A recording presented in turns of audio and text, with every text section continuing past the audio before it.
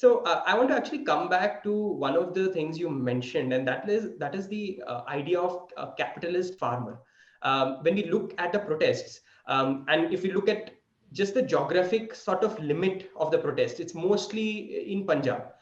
Most of the farmers in other parts of the country, they have actually welcomed this. They've supported it. In fact, you have tweeted about this. The number of farmers unions which actually are in favor of this is far higher than the ones who are opposed to it. So I want to focus on those specific farmers who are farmers and a combination of so many other people who are trying to oppose this. What is the kind of benefits, and you alluded to that. I wanted to speak on that. What is the kind of benefits that they have got from the state? How have they sort of benefited from that? Well, as I told you in the beginning, so when the Green Revolution started, it was all state-sponsored capitalism. So free, electricity, free water, subsidized credit, and assured purchase of the crops at the guaranteed price. And that has basically, and FCI procurement. So the government has been procuring from those reasons heavily, because you have to procure somewhere, and those were the areas which were the focus of the Green Revolution.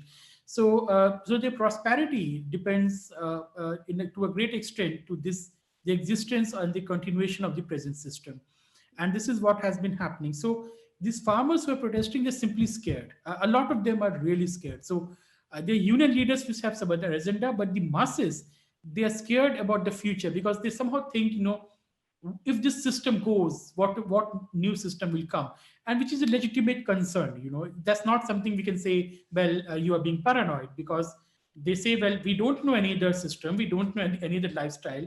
For decades this has been continuing, and there's lots of misinformation and propaganda as well, Kamal, that your lands will be taken away, and you will not get prices for your crops and so on.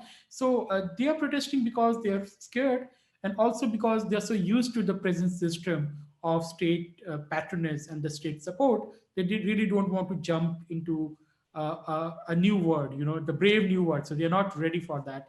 I think that is at the root of this mass participation in the protest. But the people who are going to benefit if the farm laws are repealed are the same old small section of the rich farmers and the unions, right? So it's not even in the benefit of the majority of the farmers of the Punjab.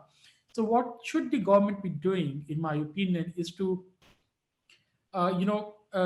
move away from the MSP in the long run. So you cannot repeal MSP as of now, but you should be able to explain to the farmers that, look, we cannot continue with this MSP. We cannot continue with giving distorted prices on certain crops, which is having so many negative impacts now. We want to replace that with a direct income support, right? So we have PM Kisan Yojana, an excellent Yojana started by the Prime Minister Modi.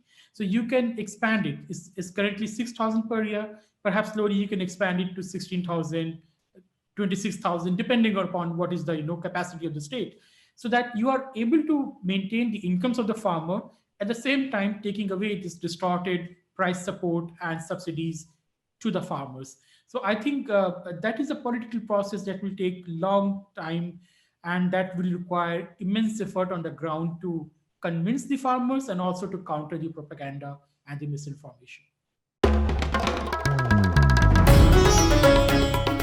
Namaste. We hope you enjoyed this Chitti Media content. Please remember to subscribe to us and switch on the notifications for this channel. For our other social media links, more content, and to support our work, please visit citti.net.